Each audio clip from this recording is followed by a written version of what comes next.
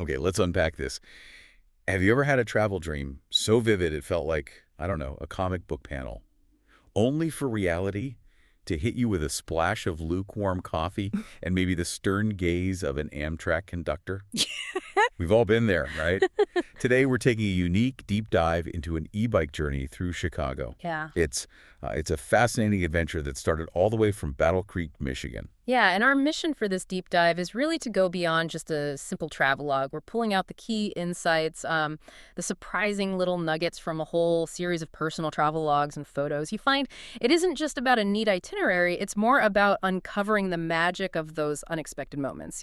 Exactly, and the practical side of exploring a city on two wheels. Right. And that big difference between how you imagine a trip and how it actually wonderfully unfolds. Totally. Consider this your shortcut to being really well informed about this specific e-bike adventure. It's full of those aha moments, the ones that turn a simple trip into like a masterclass in spontaneous discovery. And hey, as you listen, we really encourage you to engage with this deep dive experience. Check out the show's gear picks, the affiliate links mentioned in the show notes, your clicks. They genuinely support our future exploration, so thank you for that. And please drop a comment or tag us with your own adventure stories or ideas for future topics. We love hearing from you. You really do. Okay, so the source material. It kicks off with this incredibly vivid, almost funny dream sequence. Picture it. Our traveler, but like Okay. a cartoon hero version, launching like Evil Knievel on an e-bike across this glowing U.S. map. Huh. Okay. Seriously, like PIW, stars exploding from Battle Creek all the way to Chicago, straight out of a graphic novel. Yeah. And the title in this fantasy, Mission, Chicago Fold and Ride. The folding e-bike is all futuristic, gleaming chrome, wheels ablaze. Wow. And in the dream, I bet the bike folds itself, right? Oh, totally. Effortlessly. Weather's perfect. Even the cat's wearing tiny goggles. It's the ultimate idealized travel fantasy, isn't it? It absolutely is. And what's so fascinating is how that huge anticipation, maybe even the little anxieties bubbling underneath, they immediately become part of the actual story. They shape the real experience. Yeah. Because then, boom, you snap back to the reality check-in. Right. Suddenly, that hero, they're struggling, wrestling this folded bike on a rain-slick platform. The coffee's too hot or maybe lukewarm, like you said earlier. Yeah. There's a bag labeled folding manual that just bursts open, instructions everywhere. Oh, no. And the backpack, it's got labels, hope barely zipped, plans already crumpled, and spare battery marked do not freeze, but it's clearly feeling the chill. Yeah, that sounds about right. Then there's the conductor. A bit surly, maybe just doing their job, but definitely with a checklist. Looking to confirm, not just if your wheels are locked, but if your whole spirit of adventure fits Amtrak's regulations. It's a funny, but also, really insightful way to show that contrast. The dream versus the messy, but ultimately richer reality of travel. That contrast is so relatable, definitely. And speaking of reality, the sources get into the nitty-gritty, the practical stuff about taking these e-bikes on Amtrak. Our travelers boarded the 10 a.m. train from Battle Creek's historic station. Nice touch. And their folding e-bikes were, thankfully, well under that 50-pound weight limit. Which is key. Amtrak does allow folding e-bikes, but you need to reserve a slot. And it sounds like these folks did their homework. Yeah, they used every tip. Arriving early, which is always smart. Folding down the handlebars seems small, but crucial for making it compact. And safely packing the lithium-ion batteries. Right, and that battery point isn't just about space. It's a big safety thing. Lithium-ion batteries, they're amazing, but they can be risky if they get damaged. Thermal runaway. That's why Amtrak and lots of transport systems make you take them off the bike. Sometimes carry them separately, maybe even in fire-resistant bags. It's just one of those non-negotiable details if you're planning a trip like this. Our travelers clearly got that. Yeah, seems like it. And they also mentioned needing patience with the station staff, which I think says a lot about navigating unfamiliar rules. Right. Just got to roll with it sometimes. So that early planning definitely paid off. They rolled into Union Station in Chicago around 12:30 p.m. But, plot twist, there was a storm brewing. The radar was pulsing red. Oh, great timing. Yeah. So instead of stopping to figure out the city right away, they made the smart call. Yep. Head straight for the Airbnb in Ukrainian Village. It was only about 2 miles, mostly on Chicago's bike lanes, which are pretty good, actually. Right. Well marked, often protected. What did that moment kind of highlight for you about having an e-bike, especially when you're racing against the weather? That's a really good question. That e-assist. It likely made that 2-mile dash way more manageable than on a regular bike. Under storm pressure, the last thing you want is to show up at your place totally exhausted and soaked. Definitely not. The e-bike let them keep a decent pace, handle the city traffic, and, crucially, save some energy. It turned what could have been a really taxing, sweaty struggle into a pretty smooth transition. It just shows how these bikes aren't only about speed, it's about reducing that physical effort in tricky urban situations. Leaves you more energy for the fun stuff, right? Yeah, absolutely. That seamless integration into the city transit, even when things are a bit stressful, it really underlines how versatile e-bikes are for city travel. So they made it. Ukrainian village. Settled into their Airbnb on West Haddon Avenue. And the first order of business, even with the sky still looking kind of ominous, was, get that authentic Chicago experience. They decided to start on foot. Right. And their first real Chicago immersion, it started at J&M Tap, just a short walk away. And this seemingly simple dive bar, it actually highlights a really crucial lesson for anyone exploring a city. Which is? Sometimes the most authentic stuff, the real cultural insights, they aren't in the guidebooks or at the big landmarks. It's about letting your curiosity lead you to these local, unassuming spots. That's where you find the pulse of a neighborhood. They had to ring a camera doorbell to get it. Oh, wow. Okay, that's a sign. Totally. A real local haunt. That's right. Inside, cozy dive, pool tables, jukebox, classic $5 cash-only seltzers. They even had an ATM right there, which is thoughtful. Sounds like the perfect rainy day hideout and a great example of just improvising, right? But for someone who's maybe a super rigid planner, what does this moment suggest? Yeah. About balancing that itinerary versus just letting things happen? It speaks volumes, I think. The rain started coming down hard, so they decided, okay, let's just stay put. And they had Roots handmade pizza delivered, specifically the famous McDowell's pizza. The McDowell's, what's on that? Get this. Seasoned beef, pickles, onions, cheddar, and this stuff called Louis sauce. Whoa. Okay. So this wasn't just like grabbing a bite. It was an unexpected cultural dive, a spontaneous food discovery born out of necessity. Rain made them do it. It just reinforces that magic often happens when you kind of surrender to the moment. Sometimes the best plan is no plan, especially when the weather throws you a curveball. That pizza probably became super memorable. I bet, just as memorable as any planned sightseeing stop. That's a fantastic point. Yeah. So the storm finally clears. They head back to the Airbnb, quick nap, then map out the evening. As night falls, they set off on foot again. This time for the famed Queen Mary Tavern. They were hoping to catch their Wednesday night cost-price bottle pour.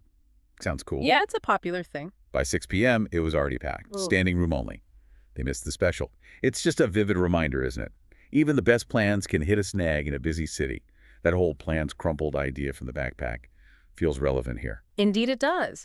And it really brings up that question again about the balance. Spontaneity versus planning. How much of each?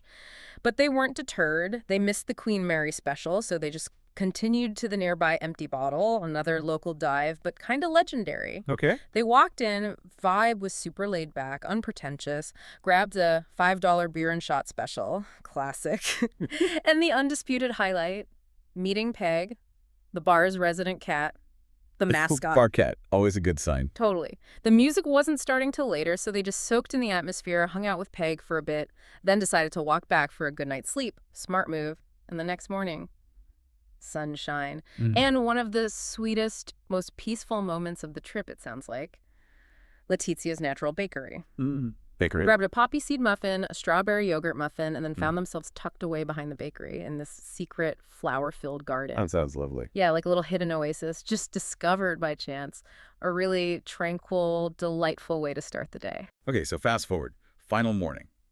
Bags are packed, bikes are charged, but they still have hours before their Amtrak train leaves. And here's where it gets really interesting, I think. Because what started as just, let's ride south to kill some time, it evolved into this accidental masterpiece, a real highlight of their whole trip. Exactly. Those are the best moments. These are those found moments people talk about, right? Totally unscripted, but they become the gems. Precisely. So they left their Airbnb in Ukrainian village Wicker Park around 11 a.m., hit the bike lanes heading east, cut through Humboldt Park down to the lakefront, and from there, they jumped onto the South Shore Trail, which is kind of like a lesser-known offshoot of the main lakefront path. Okay, I don't know that one as well. Yeah, it offers a completely different vibe than the North Side path. It's quieter, more industrial in parts, definitely. But then it's punctuated by these unexpected pockets of beauty. They rode past active rail yards right next to nature preserves. Warehouses next to tiny hidden beach access points, faded murals. Wow. Sounds like quite a contrast. It really is. And the e-bike was crucial here. How so? What role did the e-bike play specifically on that South Shore trail? Which sounds, like you said, varied, maybe less polished than other parts of the city. Well, the range and the assist from the e-bike meant they could comfortably explore this longer, less traveled route without worrying about getting exhausted, especially with luggage already packed, right? Good point. On a traditional bike, they might have hesitated pushing so far south, knowing they had to get back and had limited time. But the e-bike lets you cover ground easily, even with different terrain, city streets, trail surfaces. It let them really experience those south side contrasts, the gritty industrial stuff and the serene nature spots. Makes sense. So the trail eventually ends down in South Chicago near Rainbow Beach. They paused, took it all in, and then the obvious answer was head back north. But this time, with purpose. They'd spotted a place on the map, Boat Drinks, Bar and Grill. Boat Drinks. The name alone sounds promising. Exactly. It sounded too perfect to pass up. A totally serendipitous discovery just waiting to happen. And what an incredible find it turned out to be. Boat Drinks. It's nestled right off the marina there in Burnham Harbor. You got to picture the scene. Sailboats bobbing in their slips, flags flapping in that lake breeze, sound of lake gulls, classic rock playing. The vibe, the logs describe it as Jimmy Buffett meets Chicago grit. Huh. I like that. Jimmy Buffett meets Chicago grit. Right. It's nautical, super casual, sounds incredibly friendly. Staff in boat logo shirts, laminated menus. Classic. They locked up their folding e-bikes. The Portolas grabbed a table in the shade and just sighed. That collective sigh of travelers who found exactly what they didn't know they needed. Yeah, that feeling, it perfectly captures it. An unexpected perfect moment. Totally. And the food and drinks, spot on for the setting. Both ordered the same thing. BBQ chicken sandwich. Pulled chicken piled high on a soft bun, crispy onions, house-made slaw spilling out, tangy sweet sauce. Came with kettle chips, snappy pickle spear. Simple, but perfect. It's delicious. But it's more than just the food, right? It's the whole sensory thing. That unplanned moment just unfolding perfectly. For drinks, kept it simple, too. Crisp, cold vodka tonics with lime, served in tall plastic tumblers. Reasonably priced, even with that amazing view. Nice. And get this, the charming bonus. A chunky, gray, Russian blue cat, apparently named Tonic. No way.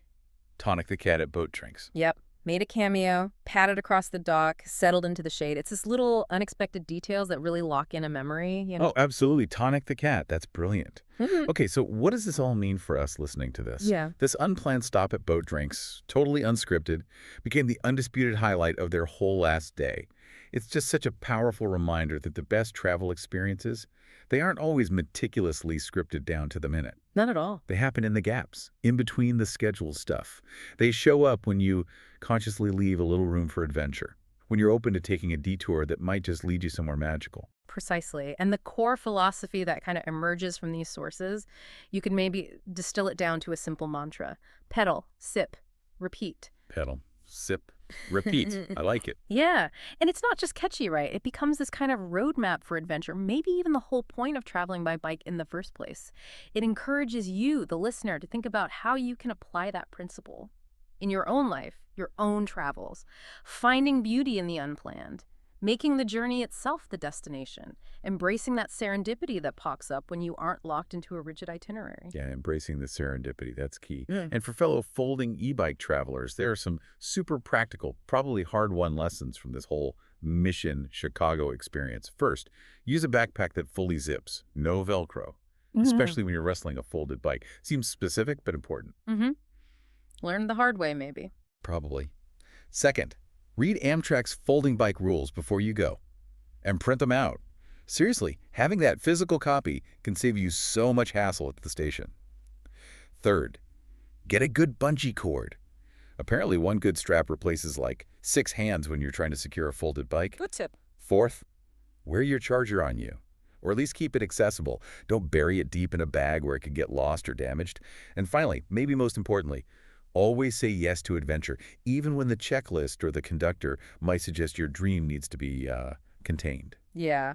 These travel logs, they really do manage to blend the dream and the reality so well. Using things like the cartoon idea, the vivid stories, it captures the whole spectrum of a travel experience. It reminds us that our expectations, our anxieties, they're just as much a part of the journey as the places we go. And that embracing the unexpected, that can lead to the most profound discoveries.